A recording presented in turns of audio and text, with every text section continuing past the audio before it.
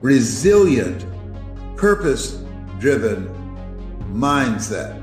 That with all the stuff that's going on, with all of the confusion from the scientific community, from the leadership, from the presidency on down, it has collateral effect. And there are so many people that's confused.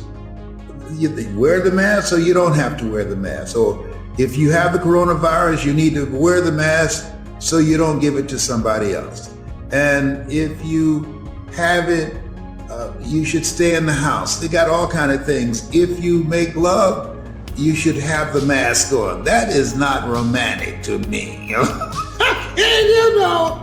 I say, wait a minute, y'all coming all up in the bedroom. Okay, baby, put your mask on. Well, how am I gonna kiss you with my mask on? Oh, behave, whatever. But all kind of, all this stuff going on. And you could die from talking to somebody with a mask that's held under their nose. You know why my hair is like it and I'm looking like Kid and play like Kid from House Party? Because my barber, he likes to wear his mask like this. I said, man, put your mask on, all right? I told him. So he does this. Man, hey, hello? Habla español, English? What? Come on, have I told? Put your mask on, cover your mouth. I know your breath kicking like Bruce Lee, but cover the nose too. I mean, about to make me lose my mind over here. So I decided I'm not going through that. I'm not going through that. I'm not coming out the house till 2027. And I work on myself. I got some new squirrel friends. I'm bilingual. I speak squirrely. And I listen to motivational messages first thing in the morning. You want to listen to my voice. Go on YouTube. Find Les Brown speaking in the Georgia Dome. Find Les Brown. It's possible. And I tell the story about the bamboo tree. Find Les Brown getting unstuck. And I talk about Chicken Man. Listen to things. Listen to me. Listen to things that can build your mental resiliency. You want to have resilient, purpose-driven mindset that will focus your mind on the goals that you want to achieve, on the things that you need to do to reinvent yourself, to rethink your life, to see whether or not you're on the path to becoming the next greatest version of yourself. And in order to get through this time, I mean, sometimes I when I wake up in the morning, I said, this is still not a dream. This is crazy. People, I'd like to come by and see you. Is that right? Okay, I'm on the first floor. We can talk through the window. Come on. I mean, just think about this. Every day when I see people with masks on looking outside my window, seeing the squirrels jumping from one tree to the other, they never lose their footing. That's why I learned squirrely. Tyrone, he's leading everybody. He's introducing everybody to me. He's the most motivated squirrel in my neighborhood. Les Brown is about to do his StreamYard or another Zoom. My kids say I've been in the house too long. I'm suffering from cabin fever. Whatever. So read 30 to 40 pages of something positive every day. Drill yourself. You say, well, I've listened to it. No. Listen to it until you're manifesting results. Faith comes by hearing and hearing and hearing. So in order to develop that resilient, purpose-driven mindset, you want to listen to the messages over and over, take notes on things that jumps out for you, and become the embodiment of it, and develop that kind of mindset and how you carry yourself and how you face this thing called life. Faith not tested can't be trusted. So you got to have faith in yourself. But we're being tested right now. If you've never been tested, Listen to me. No test, no testimony. Faith not tested can't be trusted. It's easy to have faith when things are going great. When the kids are acting like they have good sense. When you have a job, you have money, you have your health. Whoa, no big deal then. But when life knocks on the door, when you go through some stuff, when you get a bad diagnosis, that's when you have to pull on your faith. That's when you have to be resilient. I've got a saying, and all of you know it. Life knocks you down, try and land on your back. Because if you can look up, you can get up. Now, here's the other thing that's very important. As you look at yourself, you want to master at least three things. Three things. Multiple streams of income. Three things. I speak, I train speakers, and I'm an author. And I got other things I'm expanding. And I'm 75. Well, why are you still doing it? Because you're never too old to learn and you're never too young to teach. I believe that the reason that we look at people over a certain age and Alzheimer's and dementia becomes active is because they are inactive. My mother used to say that if you don't use it, you lose it. It takes longer to wear out than to rust out. So the goal is to be actively engaged in life, raising the bar on yourself. Turn down the amount of time that you spend entertaining yourself, watching the television, as my daughter, Dr. Ona Brown, would say, and do things that will stimulate your thinking. It will keep you young. Just because you're 75, chronologically don't mean that you have to look 75. No. And so I decided just because I'm 75, you're not going to count me out. I'm still here. I'm going to be engaged in this thing called life because I have not done my best work yet. You have not done your best work yet. Every day is the best day of your life, as Orrin Hudson would say out of Atlanta, the chess master. Why? Because if you don't believe that, try missing a day. Every day is the best day of your life. Look for ways in which you can begin to master something, learn something today that you did not know yesterday. Expand your horizon, expand your vision of what's possible for you. Continuously be a student. My high school theme was, you never find out how much you know until you find out how little you know. Study. The people that are going to make it today are looking at the various trends. They're going from mindset mastery, learning three things that they can master to create non-performance income, and they're studying continuously, learning things that they can get at the end of their fingertips on the internet. There's no excuse today for not being in the mindset of achieving something beyond that which you have already done. Life is an adventure. Helen Keller said life is either a daring adventure or it's boring. And this is an exciting time that you can earn money at the comfort of your home. Think about that. Virtually around the world. I just finished talking to some people in Germany. And then I talked to some people in Toronto, Canada. I'm making money around the world and I'm still home, virtually. Take advantage of this. This is something you want to learn, mindset mastery and skill set mastery of the internet. So I want to talk to you about shifting your focus and managing your mind and the thoughts that you have. Because when we wake up in the morning, advertisers are competing for the real estate of our minds. And what we have to do is begin to be proactive in programming ourselves rather than allowing ourselves to be programmed by the world. That's why we're told, be ye not conformed to this world, be ye transformed by the renewing of your mind. If you agree with me, I want you to put yes in the comment section. Just put yes. Make a brother feel good. and something else. See, there are things that's going to happen that's beyond our reach. And it's important that you be okay with that.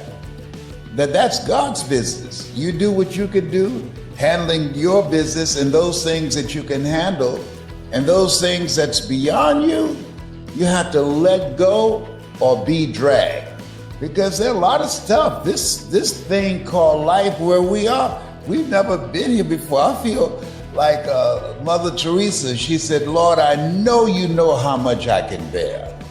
I just wish you didn't have so much confidence in me.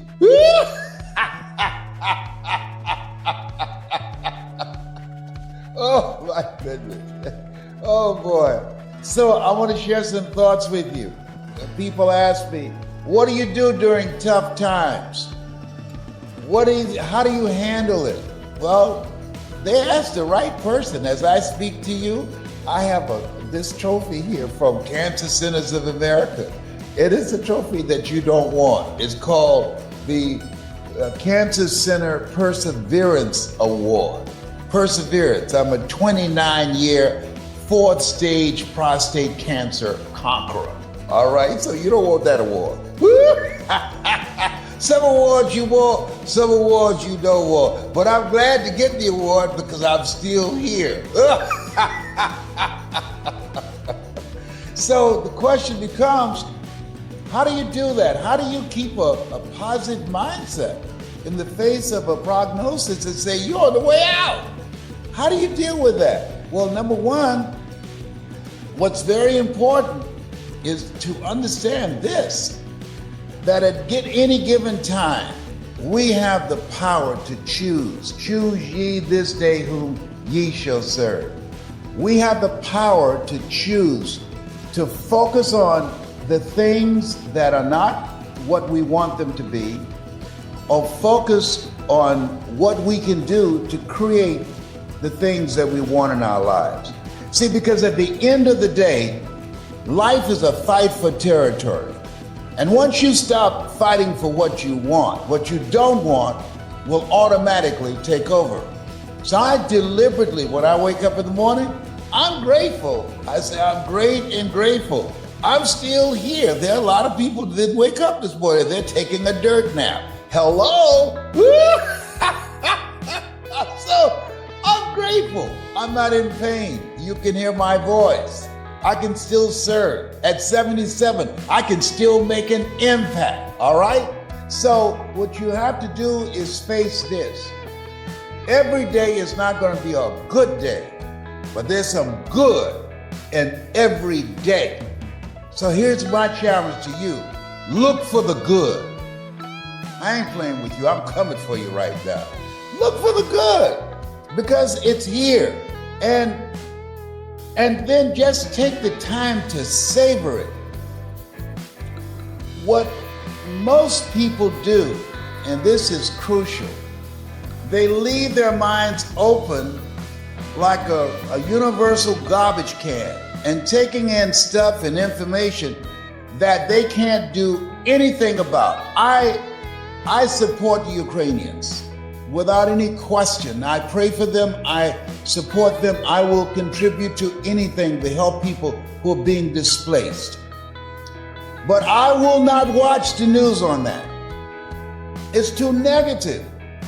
I'm not going to inundate my mind with stuff that does not build me up. You remember that song, Don't Let Nobody Bring Me No Bad News? If you can identify with what I'm saying up in here. My brother, I was talking to him the other day, my twin brother, and I can hear him cranking up to give me some bad news. I said, hold just a minute. I paused for a minute. I said, you know what? I'm gonna circle back with you. And so he thought I hung up, and I heard him say in the background, he's not gonna call me back. He's right. No, I don't want to hear that. He's about to tell me some problem about somebody. I don't know that person. Why do I need that in my mind? I remember a story about a very brilliant man. We all have heard his name, Einstein, Albert Einstein, and he was asked for his phone number. And he went to a payphone booth and went into the telephone booth and opened up a telephone book. And they said, wait a minute, you Einstein, you don't know your phone number? He said, I don't keep information in my mind that's not usable to me. I don't call myself. Why should I put some stuff in my mind about things I can't do anything about other than say, wow, I'm sorry to hear that. But I will take some things in that inspire me, things that encourage people that I can use in my presentations. I tell speakers, and I train speakers, and some of you out there, I want you to listen to me, and I'm going to give you a strategy on how to become a powerful global voice of transformation. You got to be a good listener. I listen for stories that encourage, that motivate, that inspire. There's a story in the internet of a little 8-year-old Ukrainian girl who went up to a soldier who had all of his gear and his rifle and everything he needs to kill somebody. And this little girl, unarmed, but all she had was her fist, and she went up and she punched him. Now, of course, she didn't cause any damage, but she was striking a blow for give me liberty or give me death. I know you can kill me. I know you don't value my life. I know y'all just blew up a hospital with children in there. I know that, but we're fighting for our freedom here. And all I got is this right here, and I'm gonna come up there, I'm gonna punch you with everything I got. Now that's inspiring. I wanna hear those kind of stories. Tell me stories that I can share, that can lift people's spirits, that can encourage people. Because see, at the end of the day, we don't know how strong we are until we have to be strong. You don't know enough about yourself to be a wimp. Greater is he that's in you than he that's in the world. You are more than a conqueror. And when you just be with that, I'm more than a conqueror. I'm made in the likeness and image of God. It doesn't get any better than that. I've been given authority and dominion over everything on the face of the earth. These are not just words to be read, but to be lived from. People say, practice what you preach. No, preach what you practice. Sometimes you have to get an attitude with yourself and begin to realize we're more blessed than we give ourselves credit for being, and we must focus on that. When I get up in the morning, I have a gratitude list. I have things that I write down that I'm grateful for, that you can hear me, that I can see. I got my nephew, James, he went stone blind. My twin brother's son, blind at 38. I'm grateful that I have the ability to see and to hear, and that I can pick up my body weight. There was a period of time I was being rolled around in a wheelchair because of sciatica pain and the pain from the little C, cancer. So there's going to always be some stuff. Viktor Frankl, he talks about it in Man's Search for Meaning. He said, you either in a problem, or you just left one, or you headed toward one. Therefore, take unto you the whole armor of God. What is that armor? Faith. And faith not tested can't be trusted. Perseverance. You're gonna go through some stuff. Lady, she had a car accident and her neck was broken. She said, my neck was broken, but my neck didn't break me. Although she's a quadriplegic, she's still living a productive life. She's not somewhere feeling sorry for herself. The other thing is, you gotta watch who you talk to. I have a friend named Ed Foreman who just passed a few weeks ago, and it's the first seminar that I went to. Ed had something that he did, and at first I didn't get it. Ed will never ask you, how you doing? I said, Ed, why don't you ask how people are feeling? He said, because they might tell you.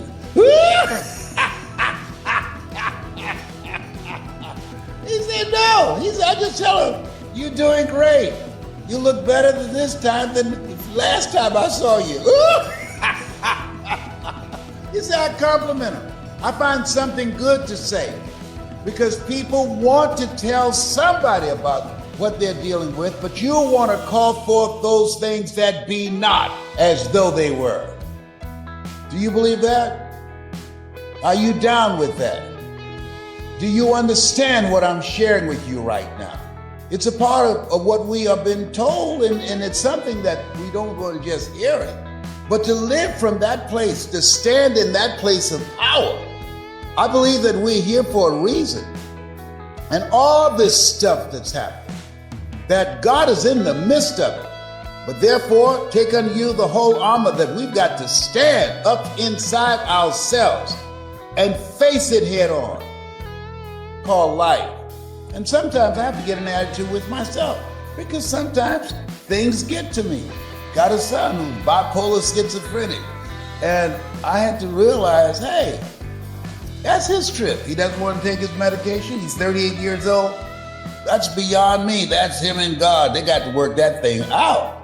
I'm not going to stress myself out about some stuff that I can't control. Lord, grant me the serenity to accept the things that I cannot control, the courage to change the things that I can, and the wisdom to know the difference. See, it's easy to say those nice little words when you don't have any pain in your body and your bills are paid, you're not facing foreclosure, or your relationship is working out fine and your children act like they have good sense. It's easy to say those things.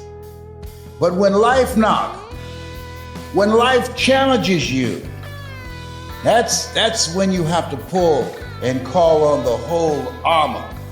That's when you have to be able to understand, yea, though I walk through the valley of the shadow of death, I will fear no evil.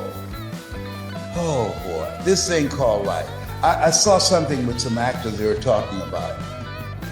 Had they learned when they were younger that whatever you're going through right now, if it's bad, if it's painful, if it's tragic, guess what? This too shall pass.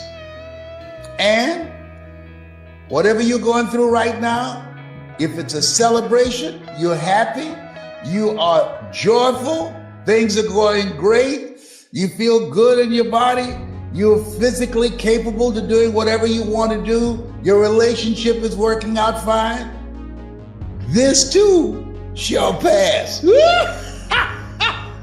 What do you mean? Life is a roller coaster. Sometimes you're up, sometimes you're down. Sometimes things go well, sometimes they don't go so well.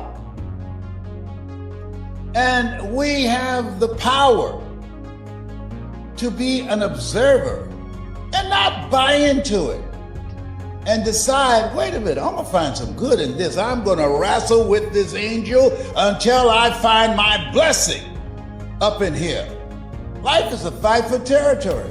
And once you stop fighting for what you want, peace of mind, for your relationship, for your health, once you stop fighting for what you want, a good night's sleep, a relationship that's where you love each other and care about each other and got each other's back. Once you are unwilling to fight for what you want, what you don't want will automatically take over. I ain't playing with you. I'm telling you what I know. You have something special. And even if you don't believe me, I don't care. I'm gonna say it until I get through to you. Why? Because that's my mission. I believe live your life the way you want to leave your life. And that's what I'm doing. My goal is to leave my life inspiring you, encouraging you, lifting spirits, reminding you of the greatness that you have in you, reminding you that you are a treasure, you are a masterpiece because you're a piece of the master. Oh, behave. Hello. So having said those words, I want you to know, Tyrone and I, my little squirrel friend, you have something special. You have greatness in you. I have a message for you. Releasing the past and embracing the newness of life. The newness of life. And when you do that, you are willing to make a radical change on how you show up. When I was in pursuit of my goal and dream of becoming a motivational speaker, before I got any speaking engagements, I used to, and I'm talking about to be paid, I used to go to the shopping mall after walking around Belle Isle for about 5 or 6 times in Detroit, saying I'm the world's greatest orator. I wasn't being braggadocious. I hadn't even been paid to speak yet, but I was calling forth those things that be not as though they were. And then I would get dressed up and go to the shopping mall. And I want you to write this down, 3 feet principle. 3 feet principle. That I practice the 3 feet principle. And that, and that is talk to people. Write this down. I practice talk to people. I would talk to anybody that got within 3 feet of me. Hi, my name is Les Brown, and I'm a motivational speaker. Do you or anyone you know that can use my services? And if that doesn't work, guess what? I'll talk to more people. It's called a TTP principle, a TTM principle. Write this down. TT, talk to people, and then talk to more people. TTMP. About your business, about your product, about the things that you want to do with your life and where you're going. And you have no idea on how that's going to manifest itself. You have no idea. If you just listen to me every day, I'm gonna give you something to do. You get an assignment, and the assignment now is talk to people, the TTMP, talk to more people. And we're gonna do this all virtually. Because I'm not going out to shopping mall now. I don't go to shopping mall. I'm in the house. I don't go anywhere. Tyrone and I, we stay in the house. We keep social distancing from each other. Well, if you didn't know, Tyrone is a squirrel. That he taught me squirreling. We talk to each other every day. So back on point. And so therefore, you want to find ways to communicate and reach people and talk to a minimum of 7 people every day about your goal, about your dream, and ask, do you or someone you know that will be helpful to me? Case in point, I was catching a plane from Detroit. I was living at the Riverfront Apartments to Chicago, and maybe about 5 people on the plane. I sat by a guy named Lafayette Jones. I don't know what happened to Lafayette Jones. Somebody out there know Lafayette Jones. And we both were born on February the 17th. It's our birthday. I said, you born February 17th? He said, yes. I said, so was Michael Jordan and Jim Brown. He said, is that right? He said, what do you do? I said, I'm glad you asked. I'm a motivational speaker. I'm going to become known and famous for that. Can you or someone you know use my services? He said, whoa. He said, man, I work for Robert Johnson Products, and our speaker canceled. He said, are you good? I said, that's what people say. He said, how much do you charge? At that time, I didn't know how much to charge. Listen to this. Listen to the, are you listening? I said, how much have you allocated? He said, $5,000. I looked at him. Are you all right, brother? I said, did you say $5,000? He said, yes. Well, I didn't answer right away because I didn't want to speak in unknown tongues. Oh my goodness! I never had $5,000 for a speech in my life. I got love offerings for $5 and $25 that showed that they didn't love you anymore. We love you, but Jesus loves you more. I said, yes. So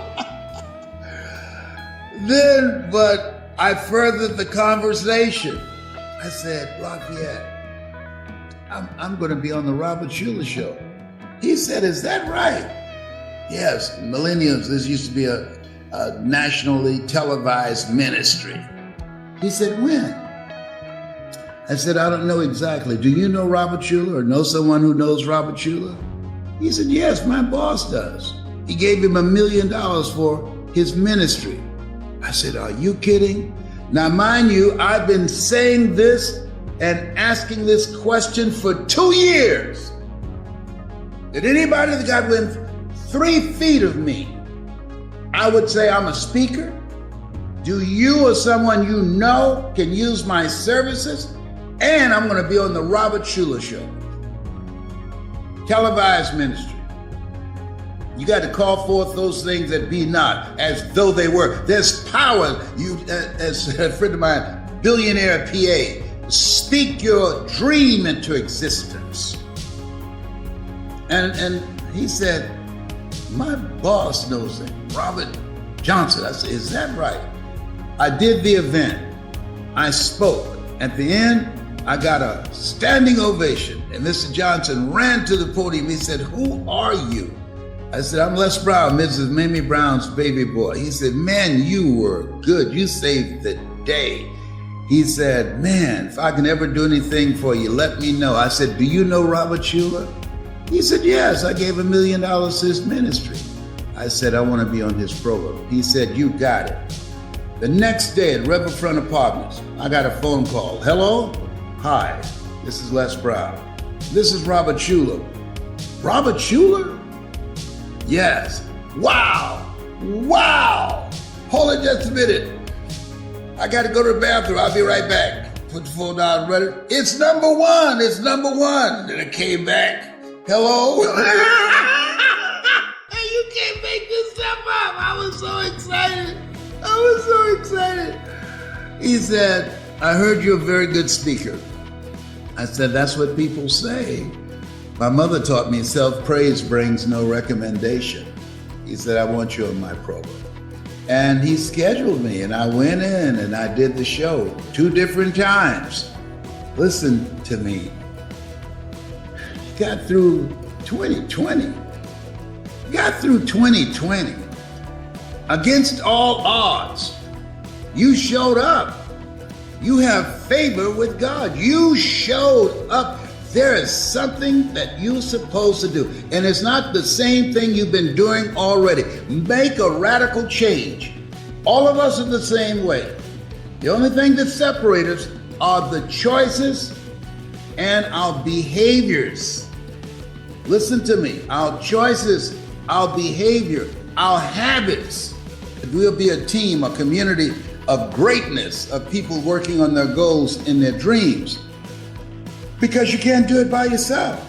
Especially now, all this stuff that's going on right now. No. I cut my hair because I don't want to see the same person in the mirror in 2021 that I saw in 2020. No, I'm working on myself. Got on a scale, and it was less of me today than yesterday because I'm serious.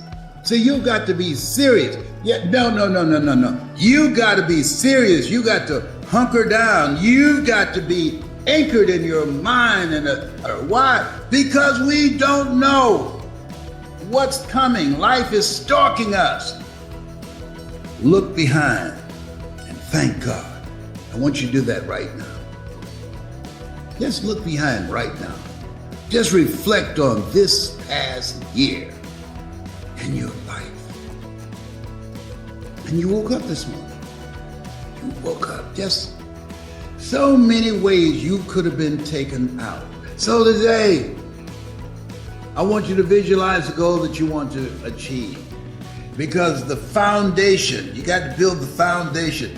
But I want you to make a commitment. I've made a commitment to take better care of myself, to get off my medication. I made a commitment to be more productive, to be more impactful. I made a commitment to at least keep a closer contact and build closer relationships with my family and with my friends. I've made a commitment, have more quiet time and exercise and doing the things that will indicate that I plan to die at young at an old age, taking care of myself.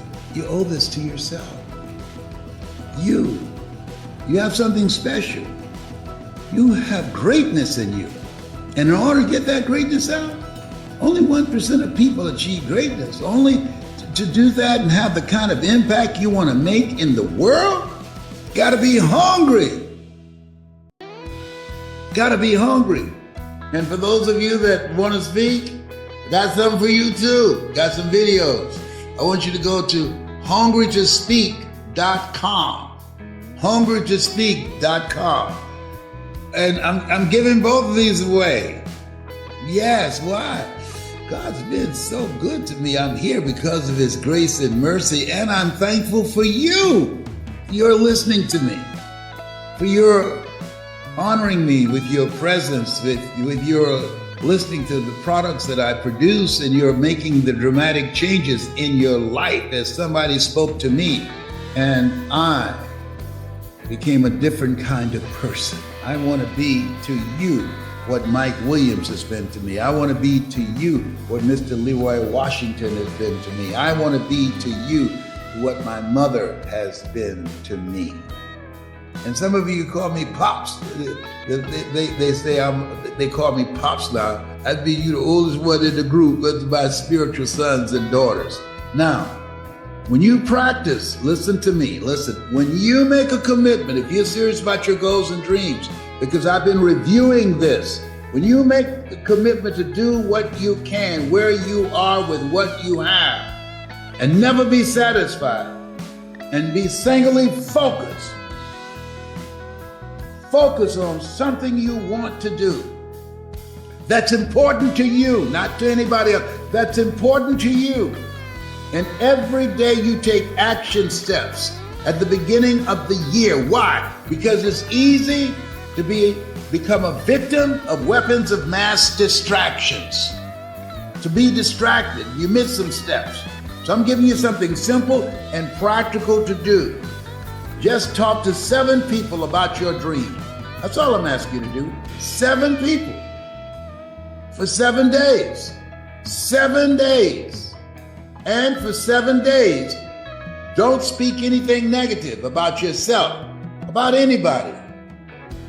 In the beginning was the Word. Death and life is in the tongue. Listen, the book of life says, death and life is in the tongue. Why? Because we speak more death. Speak life, speak positive words. When you find yourself and you slip and you say something negative, say, cancel that. Cancel that. Yes.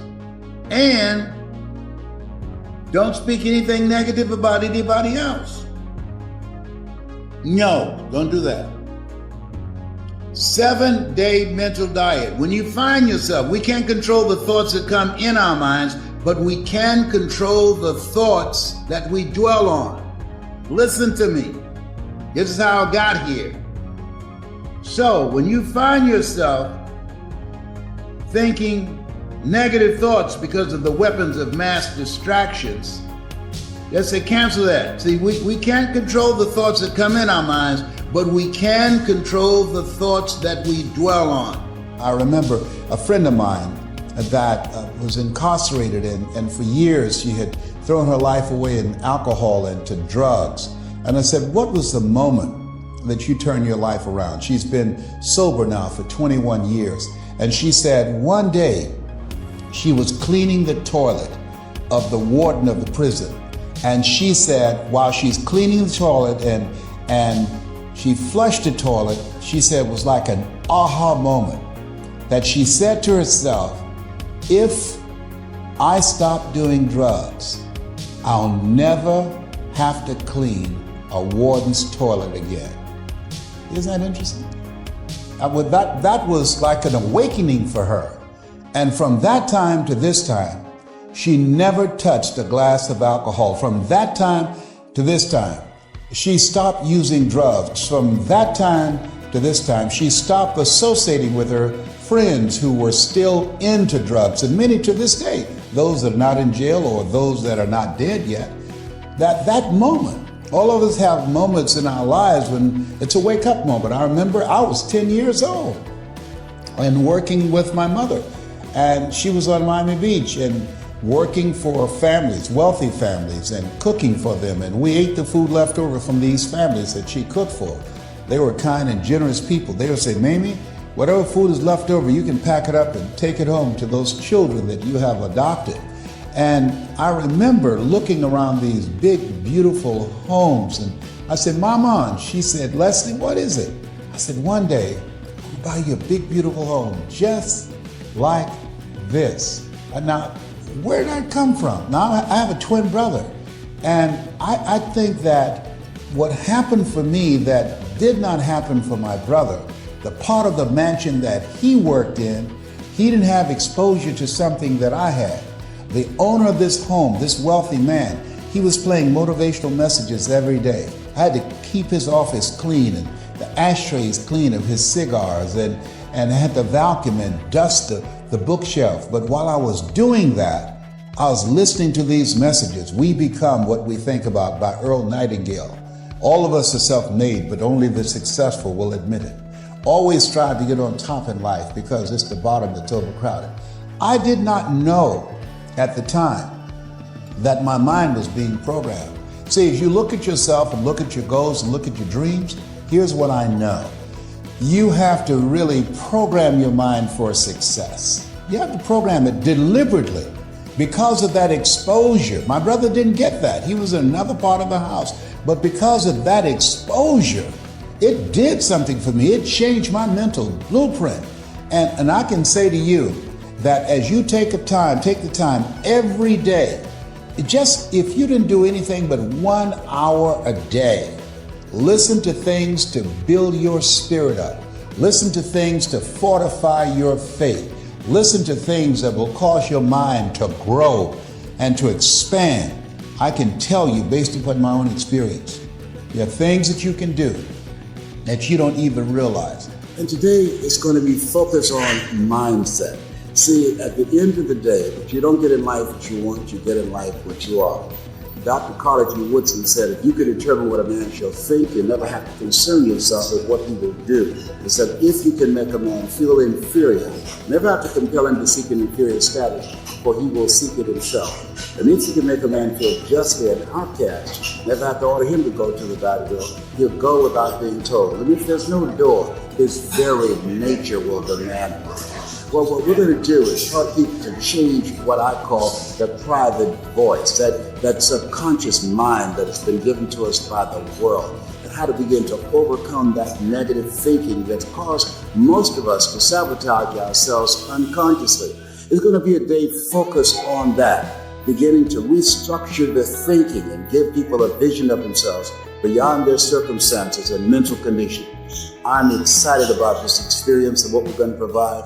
And we're going to be keeping you informed as the day progresses. Mr. Brown, I'm a woman. I'm a female, obviously. So the next two questions are asked on behalf of all the women out there that are raising sons and children, the single parents that are single-handedly providing leadership and raising their children. So what role has women played in your life in molding and shaping your life over the last couple of years? What role has women played in your life in molding and shaping your life? I'm so glad you asked me that question because I plan on writing a book to debunk the theory that a woman can raise a boy to be a man. I want to just, first of all, get that out of the way because 81% of the households in our community are headed up by women. My mother raised me and my brothers to be men. And at Father's Day time, I gave my mother a Father's Day card. I remember being in Chicago and I was on radio there, and during the time of Father's Day, I invited men who provide and protect and mothers who serve as fathers. Yes, yes. Very good. I remember doing that with my mother, growing up in a single parent home, and year after year, and I still do it, give my mother a Father's Day card, because women basically are holding it down, you know? Without any question. And so there's a difference between a father and a sperm donor. And so I think that when I think about myself, when I went on television and had a talk show, I would always end it by saying, "This has been Mrs. Mamie Brown's baby boy. It's been a pleasing pleasure as well as a privilege." And I did that intentionally.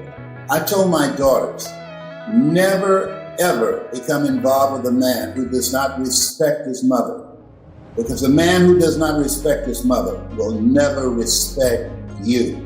So be selective and find out what is his relationship with his mother. Now, I'm not talking about somebody that's allowing themselves to be manipulated by their mother, but somebody who honors and respects their mother. I'm here because of two women. One gave me life, the other gave me love. God took me out of my biological mother's womb and placed me in the heart of my adopted mother. I feel like Abraham Lincoln who said, "All that I am and all that I ever hope to be, I owe to my mother." I was reflecting on the impact that my mother has had on me. Number one, I learned the power of faith. I remember a reporter asking her, "How did you know you can raise 7 children by yourself as a single mom and you never had any children?" And she said, "I just believe that the Lord will make a way somehow."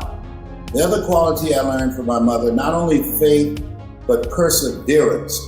My mother went through a lot raising us. I was the most problematic child. I mean, I was more problem than all of the other ones put together. That's why this one to my right has blessed me with that. Okay, I'm laughing on the other side and say, now you got yourself to deal with. and I remember when I brought my mother home, and that was my childhood dream. And she said, "Leslie, you didn't have to do this." I said, "I know, Mama, but you didn't have to adopt us either." And then she looked at the house, looked around, then she looked at me and said, "And you were such a problem child." I said, "I know, but I got money now." Yeah. Oh, I love that. The problem child that has money now. Yeah. I just call it creative genius. Thank you so much. Yeah, it's the creative genius, because the educational system and society is built on a cookie cutting mechanism. And so if you have everyone that thinks alike and acts alike, you can control those individuals. But when you have a divergent, when you have an outlier, and you were the divergent thinker, you were the outlier, there's no place in a cookie cutting machinery to put that individual. And it takes someone with great capacity like Miss Mamie Brown, and to be able to raise that level of greatness. Thank you. Yeah, this is true because Mama was an entrepreneur as well. So I learned faith, perseverance, and entrepreneurship. She was very entrepreneurial. My mother used to sell slices of sweet potato pie for 50 cents. And people loved it because she could bake a sweet potato pie so good, you couldn't eat it with your shoes on. You had to take your shoes off so you could wiggle your toes. Just to wiggle the toes. And you're still wiggling the toes. Yes. And it's interesting, our background has so much similarity. I come from, I'm one of 7 children, and we were raised in a single parent home as well. So we have some things in common. And one of the things that we have in common is strong mothers that raised us with a love for God and a love for humanity, that taught us how to give back. But we were also raised with mothers who were entrepreneurs out of necessity, And so this takes me to my next question. What role has women actually played in your business? not just in your life, but in your business as well. Yeah, it's a major role. For instance, one of the people that played a key role in my beginning to expand was my daughter, Ona Brown, Dr. Ona Brown, because she learned how to negotiate international contracts when I was speaking. And I didn't have the time to do that, nor did I have the mindset to do that. But she took it upon herself to learn how to negotiate international contracts and allowed me to travel to over 51 countries. And she accompanied me on those particular trips as well as John Leslie. So my daughter, who is now the CEO of the company, she has been a major force, and including another friend of mine, the former news reporter for Detroit News, but now lives in Atlanta, and her name is Lauren Hudson. She has been very instrumental and been a key person to help me to get to where I am and to help me to begin to expand and be more strategic and impactful from the companies that we selected, that we serve, and the amount of products that we can offer them. Yeah, that's really, really good, Mr. Brown. And I look forward to an opportunity to introducing Ona Brown, because she's a force in and of herself. And I think that she will be such an encouragement and inspiration for the women that are listening even now and those that will listen later.